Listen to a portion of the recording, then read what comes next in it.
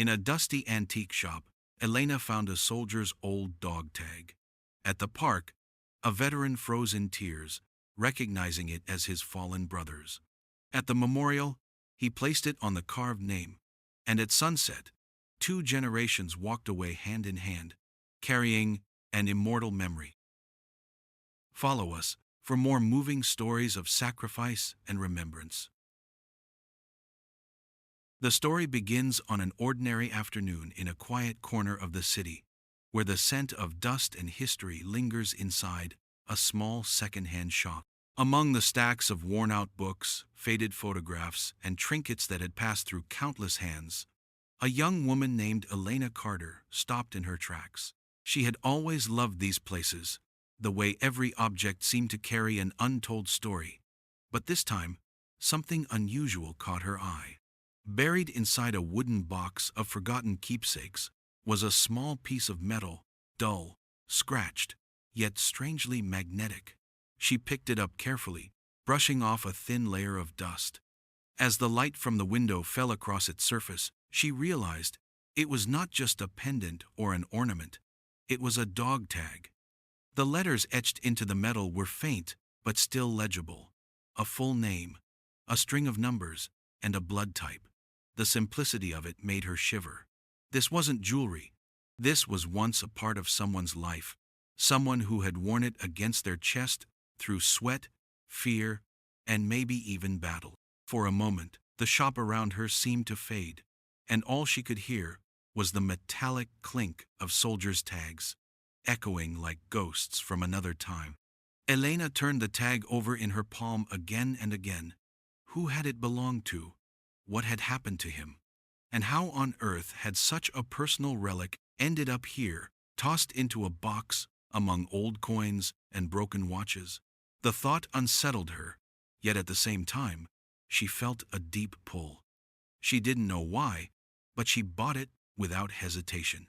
The shop owner barely noticed, just another trinket sold. But for Elena, it was different. She slipped the tag over her neck, the cool metal resting against her skin. It didn't feel like an accessory. It felt like a responsibility. In the following days, she found herself reaching for it often, her fingers tracing the worn letters as though searching for a pulse that no longer beat. She wore it to work, to the park, even at home. It wasn't fashion. People even asked her why she chose such an odd necklace, but she could never explain. Somehow, it felt right, as if the tag was meant to find her, as if some forgotten voice was whispering through the metal. What Elena didn't know was that the tag carried more than history. It carried grief, love, and memories that had been waiting decades to surface. And soon, this simple act of wearing it would change not only her life, but also someone else's forever. A week later, on a golden Sunday afternoon, Elena wandered through the city park. Families picnicked under tall oaks, children chased kites, and veterans gathered near the memorial wall, where rows of names glistened in the sunlight. Elena had not planned to stop there, but something pulled her toward it. Perhaps it was the way the dog tag against her chest felt warmer than usual, as if guiding her. She slowed her steps, brushing her fingers across the tag. She had grown strangely protective of it in just a few days, though she still couldn't explain why. She stood quietly, reading the engraved names of fallen soldiers, when a voice broke through the gentle hum of the park. "Excuse me." The tone was hesitant, almost trembling. Elena turned and saw a man in his late 60s, his shoulders stooped yet still bearing the unmistakable carriage of a soldier. His hair was silver, his face lined with decades of both laughter and sorrow, but his eyes were sharp, unblinking, and fixed on her chest.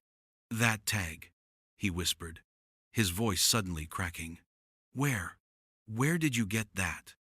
Elena instinctively touched the small piece of metal, caught off guard by his intensity. "This?" she stammered. I found it at an antique store last week. Why?" The man's expression shifted. His lips trembled, his breath quickened. He reached a hand forward but stopped himself mid-air, as though touching it would burn. His voice dropped to a whisper that carried more weight than a shout. That's my brother's name. The world seemed to stop around them. Children's laughter, birdsong, even the rustle of leaves all faded into silence. Elena's heart skipped. She looked down at the tag again, then back at the man. Your brother? He nodded, tears gathering in his eyes. My younger brother, Michael. We enlisted together. He never came home. The words seemed to claw their way out of his chest, raw and jagged. Elena froze. She had worn this tag like a mysterious token, not knowing it belonged to someone whose bloodline still breathed, whose absence still ached.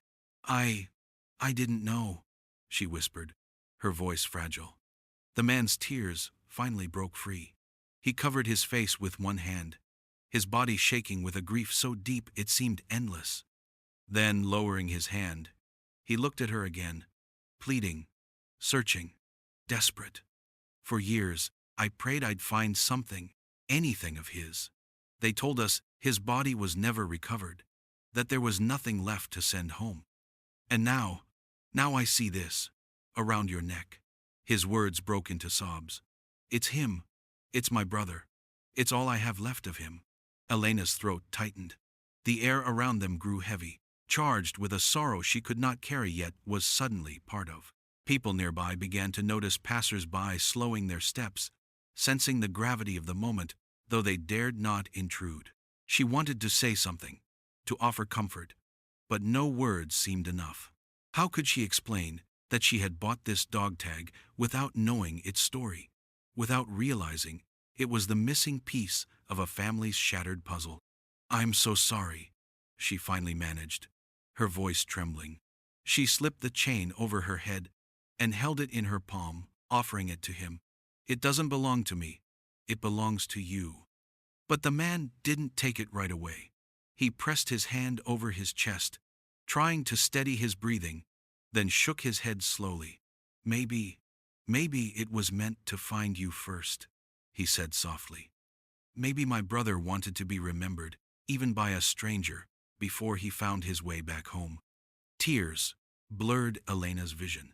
For the first time, she realized that what she carried was not an ornament, but a life, a legacy. And in that moment, the bond between two strangers, separated by generations but tied together by one soldier's sacrifice, had been sealed. The old man's name was Richard Hale, though Elena would only learn that later. For now, she stood frozen beside him as he tried to steady himself, clutching at memories too heavy to bear. His eyes stayed fixed on the dog tag in her hand, as though afraid it would vanish if he blinked. You don't understand, he said, his voice low, hoarse but urgent. Michael wasn't just my brother, he was my shadow. We enlisted together in '68. He was 20, barely a man. But he wanted to serve, said he couldn't let me go alone. Richard's gaze drifted, not toward Elena, but somewhere far beyond her, back to a jungle soaked in rain and fire. We shipped out to Vietnam. He carried that tag on his chest every day.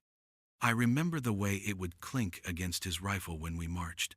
It was always there, a sound that told me he was close, until the day it wasn't. Elena swallowed, her throat dry. She felt as though she had stepped into a chapter of history that refused to close. Around them, the park continued as usual, but within their small circle, time bent backward. Richard's voice cracked. It was an ambush. Chaos everywhere. Explosions, gunfire, men shouting. One minute he was right behind me, the next, he was gone. I searched for him, screamed his name, but the jungle swallowed him whole. When the dust settled, they told me his unit had been hit hard. His body was never recovered. He clenched his fists, the veins on his hands rising like old scars. All they gave me was silence. Silence for 50 years. The dog tag glimmered in Elena's palm, catching the late sunlight like a fragment of eternity. She could feel the weight of it now, not just metal, but the echo of a boy who had marched into war and never come back. Richard took a shuddering breath, tears streaming freely now. "Do you know what it's like," he asked, voice breaking, "to sit across from your parents and tell them their youngest son isn't coming home? To carry that guilt every day because you came back alive, and he didn't." Elena's own eyes filled. She shook her head slowly, unable to speak. "I begged the army for answers. I wrote letters for years. I wanted something, anything, to prove he existed beyond my memory. They said nothing survived. And yet," he gestured to the tag, his hands trembling, "here at Island, the one thing I thought was lost forever, around your neck." For the first time, Richard reached out and touched it, just his fingertips brushing the edge, as if afraid it might dissolve into air. The moment he did, a sob tore through him, raw and unrestrained.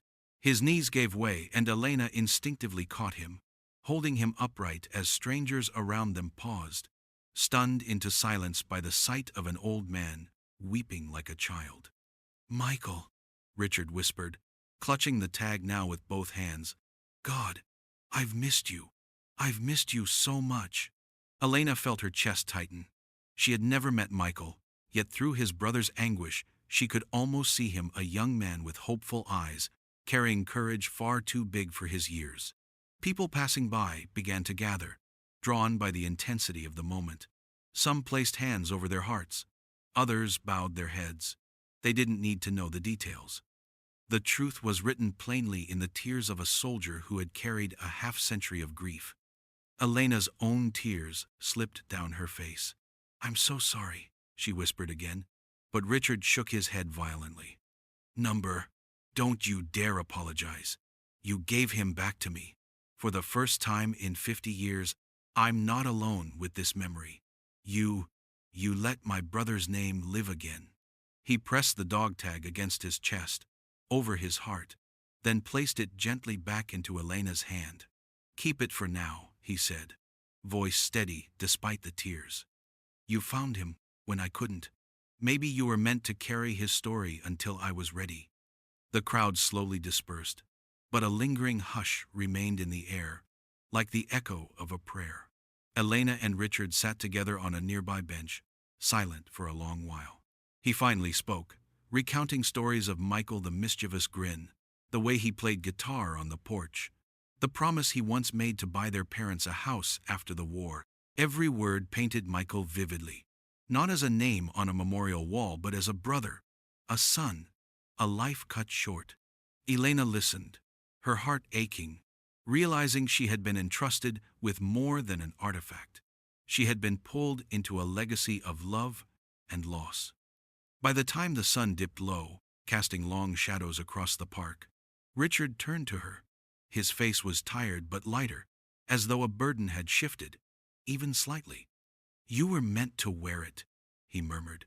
"Until now, until today, because now I can finally breathe." And for the first time in decades, Richard Hale allowed himself to weep, not in silence, not in solitude, but in the presence of someone who understood that this small piece of metal carried the heartbeat of a brother gone too soon. The hours that followed blurred into a haze of raw emotion. Richard and Elena sat together on the park bench long after the crowd had gone, as if the world had shrunk down to just the two of them and the silent weight of the dog tag between their hands. Elena kept replaying his words in her mind. "That's my brother." The phrase had cut through her like a blade. Until that moment, the tag had been an enigma, a mysterious trinket she carried without knowing its cost. Now she understood. It wasn't just metal, it was a fragment of a soldier's soul. Richard broke the silence first. "You know, when I saw it around your neck, I thought I was hallucinating. 50 years of searching, and suddenly, there it was. Like Michael himself had walked out of the jungle and handed it to me." He gave a shaky laugh that quickly dissolved into a sigh. Elena clutched the tag, torn between guilt and awe. "I never should have worn it like jewelry," she whispered. "I didn't know. I swear I didn't know." But Richard shook his head. "Number, don't punish yourself. Maybe you were chosen to carry it, to keep him alive in some way. You gave him a voice again, even before you knew his name." The next day, at Richard's suggestion, they met again, this time at the Veterans Memorial Cemetery. The morning air was cool, and rows of white headstones stretched endlessly, each marking a story of sacrifice. Elena felt a lump rise in her throat as they walked side by side, Richard leaning slightly on his cane, his other hand gripping hers for strength. At the base of the memorial wall, Richard paused.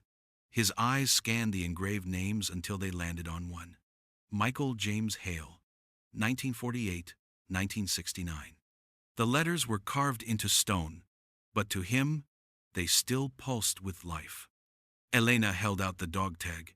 "It belongs here," she said softly. Richard placed his hand over hers, refusing at first. "For decades I thought I'd never see this again. It's like a piece of him came back to me. Giving it up." His voice broke. "It feels like losing him twice." Tears welled in Elena's eyes. She understood the torment in his words, the impossible choice between holding on and letting go. "Then maybe don't," she suggested gently. "Maybe it doesn't have to stay here. Maybe it should stay with you." Richard hesitated, torn. He wanted to clutch the tag forever, but at the same time, something inside him whispered that his brother deserved rest. He knelt slowly, his knees creaking, and laid the tag gently against the cold granite of Michael's name. The sight took Elena's breath away. The small piece of steel, worn and scarred, looked almost sacred, resting there as if it had finally returned to the one it belonged to. For a long moment, neither of them spoke. The wind picked up, rustling the flags planted beside the graves. Finally, Richard rose. His face was wet, but his expression calmer, lighter. "I think he's home now," he said, his voice steady despite the tremor beneath it. Elena reached for his arm, squeezing it softly. She could feel the weight of his decades of grief, but also the release beginning to bloom. It wasn't complete. Grief never vanished entirely, but something had shifted. As they walked back toward the gates, Richard turned to her. "I want you to know, you're part of this now. Michael's story isn't just mine anymore. You found him. You carried him. You gave him back to me. That makes you family, whether you like it or not." Elena's lips curved into a trembling smile. "Then I'll carry him with me too, in memory, if not in metal." In that moment, an unlikely bond was sealed. What began as a chance encounter between strangers had become something sacred, the intertwining of two lives through the memory of one who had been lost too soon. In the days that followed, Elena and Richard stayed in touch. What had begun as a chance encounter at a park grew into something neither of them could have predicted. For Elena, the dog tag had transformed from a curious trinket into a living bond with the past. For Richard, it became the bridge that reconnected him not only to his brother, but also to the world he had withdrawn from long ago. 1 week later, Richard invited Elena to a small family gathering. They met at his modest home, where photographs of soldiers in uniform lined the shelves. In the center of the living room, he had placed the dog tag inside a wooden display case, surrounded by medals, letters, and a folded flag. It wasn't hidden away anymore. It stood proudly, a testimony to Michael's life and sacrifice. As his grandchildren ran about the house, Richard's voice softened. "For so long, I thought Michael's story ended in the jungle. But now, because of you, it continues. He lives on in memory, in love, in the way strangers become family." He turned to Elena, eyes glistening. "Thank you for carrying him when I couldn't." Elena's chest tightened with emotion. She realized that returning the tag was not an ending, it was a beginning. The responsibility had shifted, yes, but so had the love. And standing in that room filled with both grief and joy, she understood that remembrance is the truest form of honor. When she left that night, Richard pressed her hand and whispered, "You'll always have a seat at our table. Because you didn't just find a dog tag, you found a brother and gave him back to us."